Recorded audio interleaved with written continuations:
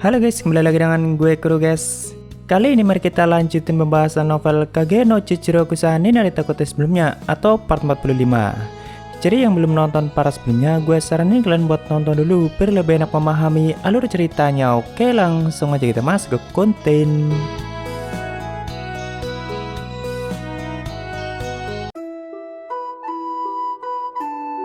Jadi sebelumnya kita sudah ditunjukkan bagaimana kondisi kerajaan Oriana saat ini dan ternyata kondisinya masih belum membaik.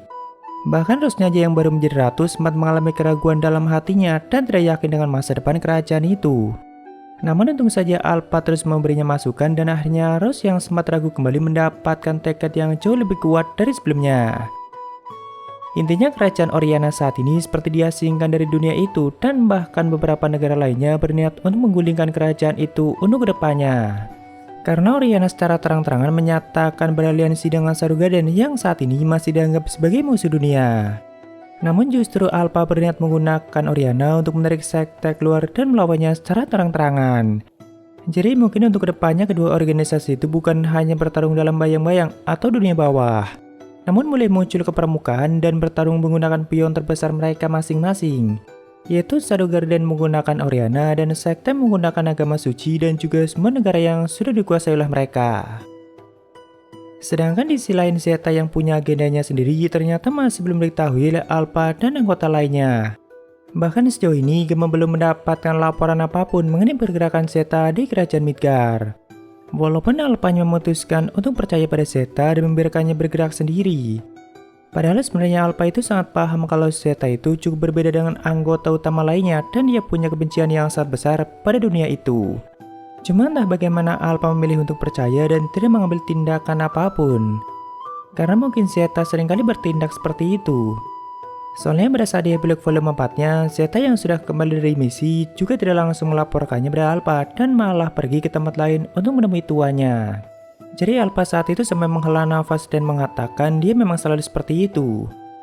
Bisa dibilang Zeta itu adalah satu-satunya anggota yang berani mengabaikan Alpha dan cukup susah untuk diatur. Kalau bandelnya Delta sih masih dalam kendali dan jika Alpha sudah marah maka Delta akan langsung nurut. Oh ya, sebelumnya banyak yang nanya kenapa Zeta tidak menjelaskan rencananya pada Alpha saja dan mungkin jika Zeta menjelaskannya dengan baik, Alpha akan mengerti dan mungkin juga akan setuju. Kalau menurut gue sih Alpha nggak mungkin setuju kecuali Cid sendiri yang mengatakan itu dan bilang mendukung rencana Zeta. Nah, jadi Zeta akan berniat menciptakan dunia yang sangat ideal dan Shadow yang akan menjadi penguasa mutlak dalam dunia itu. Di mana nantinya tidak akan ada lagi kejahatan, kebodohan, dan hal buruk lainnya. Untuk mencapai tujuan itu, Zeta akan melakukan apapun dan bahkan siap mengkhianati Shadow Garden. Namun di dunia itu jika nantinya ada orang yang melakukan kesalahan atau memulai kejahatan lagi, Zeta tidak akan segan dan akan langsung membantainya. Dia berniat menciptakan kekuasaan yang mutlak, kejam, dan tentunya semua orang harus tunduk dan mengakui Shadow sebagai penguasa atau bahkan dewa mereka. Jadi ya sebenarnya tidak jauh berbeda dengan sekte yang selama ini menguasai dunia itu. Cuma bedanya tujuan Zeta itu membuat dunia lebih baik dalam artian dia sendiri. Nah tentu itu jauh dari dunia yang diimpikan Alpha selama ini dan malahan Alpha belum berpikir sampai sejauh itu. Tentunya Zeta juga paham kalau rencana itu tidak mungkin disetujui oleh Alpha dan anggota utama lainnya. Karena bagi Zeta Alpha itu terlalu baik dan tidak mungkin mau mengambil keputusan yang sangat kejam seperti itu. Apalagi rencana Zeta itu sudah menyangkut kebangkitan iblis Diabolos atau Aurora yang bahkan saat ini sebagian ada dalam tubuh Claire Kageno. Ya kurang lebih seperti itu dan mari kembali ke cerita utamanya guys. Jadi setelah beberapa hari setelah insiden Pak Tua sebelumnya, saat itu akademi sudah mulai dibuka kembali. Saat itu Alexa yang baru saja menyelesaikan kelasnya mulai mondar-mandir di depan bangunan akademi. Dia sedang berpikir keras mengenai tindakan Iris sebelumnya yang malah semakin lama semakin keras kepala. Bahkan saat ini Iris tidak lagi mempercayai perkataan Alexia dan lebih memilih percaya pada wakil barunya. Nah, Alexia berpikir saat ini tidak ada lagi yang bisa dipercaya dan dirinya harus melakukannya sendiri. Karena tentunya Alexia sudah belajar dari insiden penculikannya dulu dan waktu itu sebagian pihak Ksatria juga merupakan seorang pengkhianat atau anggota sekte. Jadi ya kali ini mungkin juga seperti itu.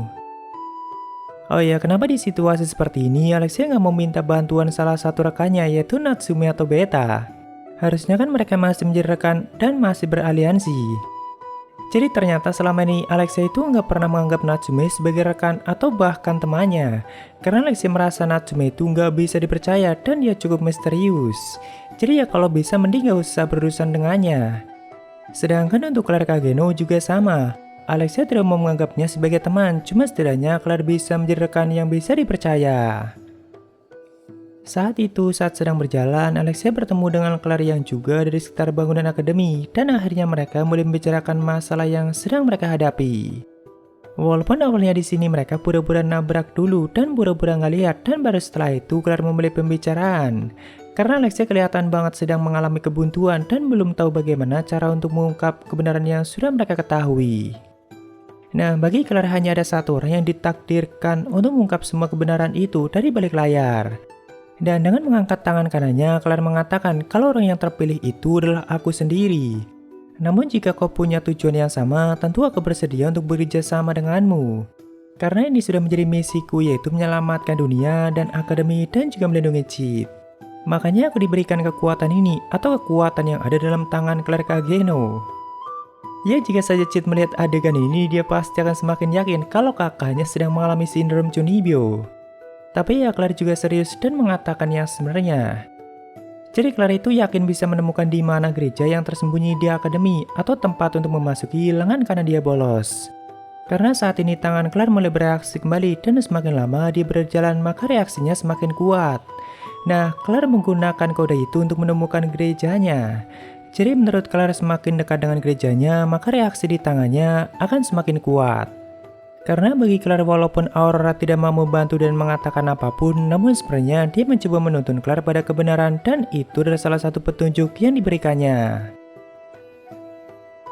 Tak lama kemudian reaksi di tangan Claire semakin kuat dan lingkaran sirih di tangannya semakin mengeluarkan cahaya yang sangat terang. Claire paham kalau tidak lama lagi akan terjadi sesuatu dan itu berhubungan dengan dunia kabut yang sering kali dia masuki. Dan benar saja saat itu ruang di sekitar mereka seperti mengalami keretakan dan mulai muncul kabut putih yang menyelimuti seluruh wilayah akademi. Cuma bedanya kali ini mereka tidak dipindahkan ke dunia yang berbeda dan masih tetap di akademi. Jadi tepatnya seluruh kabut putih itu sekaligus menciptakan penghalang yang sangat kuat dan memisahkan akademi dengan dunia luar. Tentu tidak hanya mereka berdua saja yang terjebak di dalamnya, tapi juga semua orang di wilayah akademi. Walaupun sebagian siswa mungkin sudah pulang dan sudah berhasil keluar dari wilayah akademi. Cuma yang masih di dalam juga sangat banyak dan tentu hal itu mulai menimbulkan kepanikan di mana-mana.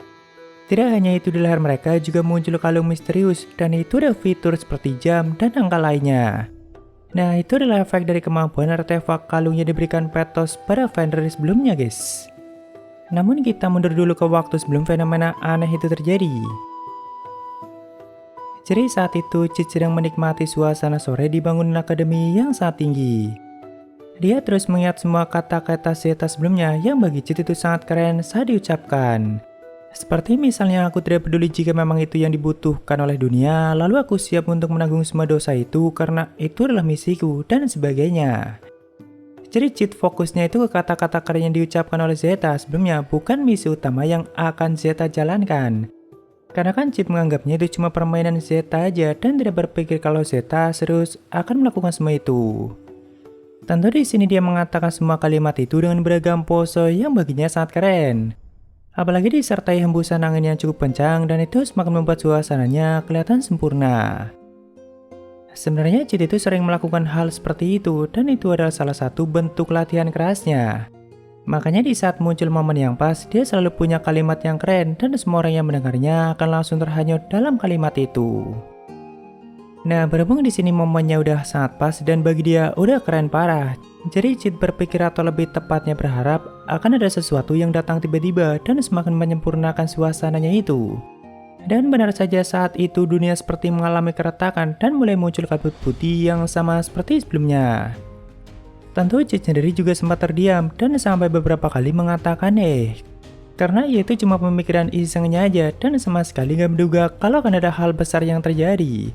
Bahkan dia sampai berkedip beberapa kali untuk memastikan apakah itu benar-benar nyata dan memang nyatanya seperti itu. Saat itu Chit melihat para siswa yang mulai panik dan begitu juga dengan para guru. Walaupun sepertinya setengah dari mereka sudah keburu pulang dan tidak terjebak dalam fenomena kali ini. Nah, karena ada kemeriahan baru seperti itu, tentunya Chit tidak mau ketinggalan dan harus terlibat dengan semuanya. Awalnya Chit menggunakan partikel sihirnya untuk mengetahui kabut apa itu. Cuma Chit hanya bisa memastikan kalau itu adalah kabut yang sangat aneh. Jadi bagi dia bodoh amat, yang penting ikutan senang-senang dulu. Tak lama kemudian Chit mulai mendengar teriakan yang sangat keras dari ruangan yang cukup jauh. Jadi dia menggunakan kecepatan supernya untuk sampai ke ruangan itu. Dan ternyata itu adalah ruang belajar pribadi, walaupun kelihatannya semua murid yang menggunakannya sudah keburu pulang. Hanya tinggal satu siswa laki-laki dan itu teman sekelas Chit sendiri yang bernama Suzuki Hope.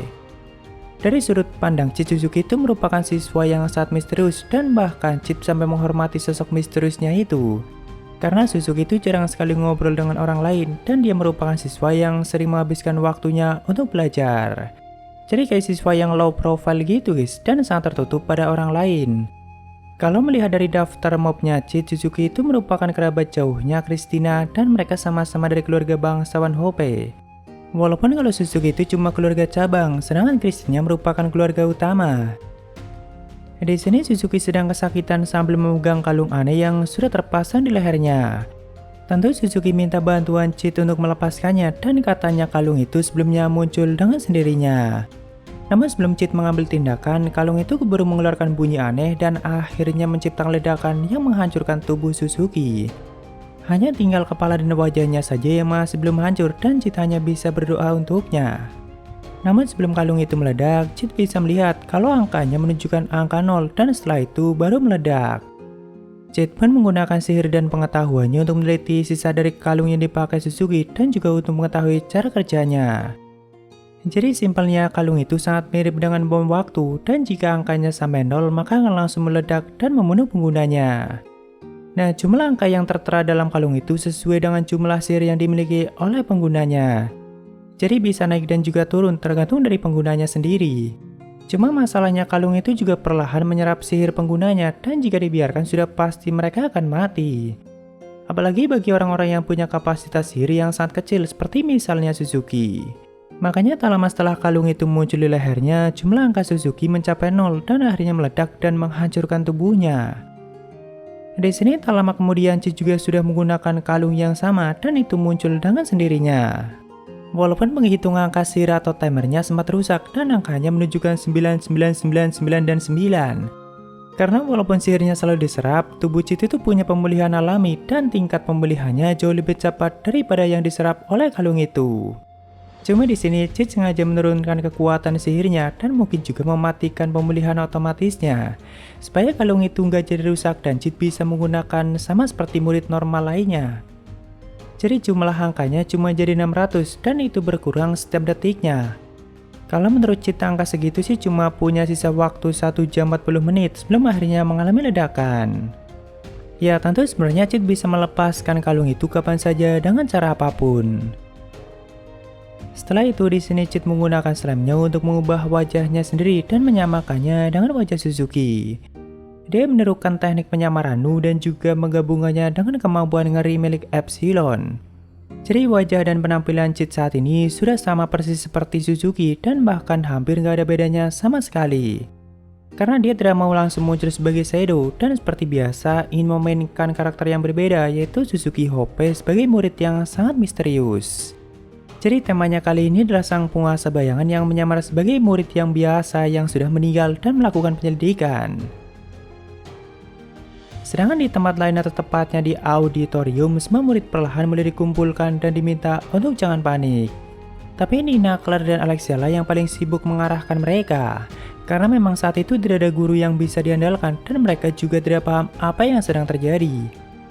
Walaupun perlahan mulai ada beberapa siswa yang bisa diandalkan dan salah satunya adalah Isaac yang juga teman sekelas Chit. Atau yang biasa buat langganan contekan Chit. Oh ya, di sini Nina sempat mengatakan pada Claire kalau dirinya tadi sempat melihat Chit sudah pulang atau keluar dari akademi dan tentu itu membuat Claire sangat lega. Tidak butuh waktu lama mereka juga mulai memahami cara kerja dari kalung itu walaupun belum menemukan solusi apapun. Karena memang sudah ada beberapa siswa yang meninggal akibat ledakan di kalung mereka. Di sini Isaac sempat mengatakan kalau kemungkinan besar Shadow Guardian yang telah menyebabkan semua masalah itu. Dan mereka juga yang menjadi dalang dari penculikan para murid dan juga kematian kepala perpustakaan. Karena kata Isaac ayahnya bekerja di pihak kesatria dan Isaac mendengar semua cerita itu dari ayahnya. Tentu para murid yang mendengar itu semakin marah saja pada Sarugarden dan tidak habis pikir. Karena lagi-lagi mereka menciptakan insiden besar di akademi dan di insiden sebelumnya saja banyak murid yang sudah terbunuh. Walaupun di sini Alexia langsung menegur Isaac untuk jangan menyebarkan rumor yang belum jelas dan jangan membuat suasana semakin panik. Alexia juga langsung bertanya apakah kau punya bukti kalau Sarugarden yang menjadi dalangnya. Dan ternyata Isaac hanya pernah mendengar rumornya saja dan tidak punya bukti apapun. Ya di sini mereka berdua sempat berdebat mengenai hal itu dan akhirnya Isaac meminta maaf karena sudah membuat para murid semakin panik. Tak lama kemudian di luar auditorium mulai muncul banyak makhluk roh dan tentunya mereka mulai menyerang siapa saja yang mereka temui. Bahkan sudah ada beberapa murid yang mati ditebas oleh mereka. Karena memang saat itu ada beberapa murid yang nekat keluar dan sebagian yang lainnya juga masih ada yang belum kumpul di auditorium. Cuma karena semakin lama para roh semakin berdatangan, jadi mereka memutuskan untuk menutup gerbangnya saja. Nah, setelah itu di sini mereka mulai memikirkan rencana untuk bisa keluar dari situasi itu. Dan juga sambil mengecek timer milik semua siswa yang ada di tempat itu. Jadi setelah mengecek semuanya, angka terendah yang dimiliki mereka adalah 300 dan itu bukan hanya 1 dan 2 murid saja. Lalu untuk mereka berempat, yaitu Alexia masih sisa 1200, lalu Claire 1800 lebih, dan Isaac 1300 lebih dikit. Kalau untuk Nina Senpai hanya tinggal 784. Cuma sebenarnya itu bukan jumlah aslinya, dan sama seperti Cheat, Nina juga sudah menyesuaikan sihirnya supaya nggak terlalu mencolok. Kalau aslinya jelas jauh lebih tinggi dari itu. Alexia dan Isaac itu udah merupakan siswa dengan sihir yang cukup tinggi di akademi, dan kalau Claire udah termasuk yang sangat tinggi. Nah, di sini setelah membicarakannya, ternyata mereka tidak menemukan solusi dan ide apapun untuk bisa keluar dari situasi itu. Mereka hanya saling bertanya apa yang harus kita lakukan. Namun tak lama kemudian ada satu siswa laki-laki yang gabung dengan mereka dan mengatakan, "Aku punya ide." Dan orang itu adalah Cheat yang sudah menyamar sebagai Suzuki Hope. Pertama di sini Suzuki menjelaskan hasil analisanya yang sangat baik dan semua itu sangat tepat dengan apa yang sedang mereka hadapi. Nah, saat itu kan tidak banyak siswa yang masih punya jumlah sihir yang cukup banyak. Kemungkinan hanya ada 28 dari mereka yang bisa digunakan sebagai kekuatan tempur dan mampu untuk bertarung dengan baik. Dan itu udah termasuk Alexia, Isaac, dan yang lainnya. Jadi menurut Suzuki mending gunakan 28 siswa itu dengan maksimal dan dibagi menjadi 2 regu. Yaitu regu bertahan dan satu lagi yaitu regu bunuh diri. Sedangkan sisanya atau semua murid yang sudah hampir kehabisan sihir tetap biarkan saja di dalam tempat itu dan mempertahankan diri mereka sendiri. Namun di sini begitu Suzuki mengatakan regu bunuh diri pada Alexia, ada satu siswa lagi yang tiba-tiba gabung dengan mereka dan langsung menyela penjelasan Suzuki. Yaitu Christina yang masih satu keluarga bangsawan dengan Suzuki dan dia merupakan keluarga utamanya Hope. Saat itu, Christina langsung menegur Suzuki untuk jangan mengatakan kalimat yang tidak sopan pada putri Alexia dan jangan sembarangan menyuruhnya untuk bunuh diri. Karena kan Christina khawatir dengan sikap Suzuki yang mungkin bisa mencoreng nama baik bangsawan Hope. Bahkan Christina sampai minta maaf atas sikap Suzuki dan menjelaskan kalau biasanya Suzuki itu sangat pendiam dan tidak pernah mau berbicara seperti itu. Walaupun kata Alexia di Suzuki itu ada benarnya dan tidak ada yang salah dengan hal itu. Sedangkan Suzuki atau Cheat tentu pura-pura akrab dengan Christina dan tetap memainkan peran barunya. Walaupun ia tetap aja beda banget dengan Suzuki yang biasanya dan bahkan Christina aja sangat kaget. Karena mungkin biasanya Suzuki itu sangat pendiam dan tidak berani sok akrab dengan Christina. Namun setelah itu Suzuki tetap menjelaskan ide yang akan mereka jalankan. Jadi maksudnya regu bunuh diri itu adalah regu yang akan bertarung di garis depan lalu menerobos barisan roh untuk menemukan sumber dari semua fenomena saat itu. Karena kan pasti ada sumber atau intinya, entah itu semacam benda sihir atau artefak kuno yang sengaja diaktifkan. Tentu mereka bertanya bagaimana kita bisa menemukannya. Lalu Suzuki menanyakan balik supaya mereka berpikir, jika kalung itu menyerap sihir kita lalu kemana perginya sihir itu atau dikirimkan kemana? Nah, sebelumnya kan mereka tidak ada yang memikirkan hal itu dan setelah mendengarnya mereka mulai berusaha merasakan kemana sihir itu mengalir dan kemana arah alirannya. Ya walaupun butuh pengendalian yang cukup tinggi untuk bisa merasakannya dengan tepat dan walaupun sama Alexia bisa merasakan itu. Tentu di sini mereka semua sangat kagum seorang Suzuki bisa menyadarinya. Namun Suzuki mengatakan itu hanyalah kesimpulan yang sangat sederhana dan jika mau berpikir sedikit saja semua orang juga bisa mengetahuinya. Di sini Isaac entah kenapa mencoba menentang rencana Suzuki dan bahkan mengatakan kalau Suzuki tidak layak untuk dipercaya. Begitu juga dengan Christina yang sempat mendukung Isaac. Karena bagi Isaac aliran sihir sekecil itu sangat mudah untuk diganggu dan sangat sulit untuk menemukan sumbernya. Jadi ada kemungkinan mereka keburu mati diserang oleh pasukan Rose belum berhasil untuk menemukan sumbernya. Namun Suzuki malah menertawakan pendapat Isaac dan juga mengatakan, aku tidak menyangka kalau orang yang paling tidak bisa dipercaya malah mengatakan hal itu padaku. Tentu mereka tidak mengerti dan langsung bertanya, apa maksud perkataanmu? Namun sebelum terjadi perdebatan yang lebih panjang, di sini Claire langsung mengatakan setuju dengan rencana Suzuki dan akan menggunakannya. Karena tangan Claire sudah mulai bereaksi kembali dan itu akan menuntunnya pada sumber atau inti dari semua fenomena itu. Walaupun ya hanya Claire sendiri yang sangat yakin akan hal itu. Akhirnya di sini mereka melakukan pengambilan suara dan kebanyakan setuju dengan rencana Suzuki. Jadi sudah diputuskan mereka berenam akan menjadi regu bunuh diri untuk mencari sumbernya dan menghancurkannya. Termasuk Christina juga akan ikut dengan mereka, soalnya jumlah sihirnya masih sebanyak yaitu 1170. Sedangkan punya Suzuki hanya tinggal 541 dan tentu itu jumlah yang cukup sedikit. Mereka sempat menyuruh Suzuki untuk jangan ikut daripada cuma menjadi beban. Cuma Suzuki akan tetap ikut dan mengatakan jika aku sampai menjadi beban, kalian hanya perlu meninggalkanku saja. Dan mereka semua pun akhirnya sepakat dan siap untuk bergerak walaupun kelihatannya Isaac masih aja tidak senang. Oh ya, di sini Claire sempat bertanya pada Nina, kenapa jumlah angkamu tidak berkurang dari tadi dan masih tetap sama yaitu 784. Namun Nina meyakinkan Claire kalau mungkin saja kau yang lupa dan sebelumnya itu 794 dan tentu Claire percaya pada sahabatnya. Jadi 6 orang yang akan menjadi regu bunuh diri yaitu Nina, Claire, Alexia, Isaac, Christina, dan juga Suzuki. Sedangkan satu regu lainnya yang akan menjadi pertahanan dan juga melindungi tempat itu dan kita lanjutkan di part selanjutnya guys. Soalnya masih cukup panjang dan mungkin masih sisa 2 part lagi sekalian bahas chapter tambahannya yaitu jurnal Leta. Oke, waktunya sabar ya. Ada dari Entah Berentah LN volume 6, kira-kira kapan keluarnya bang?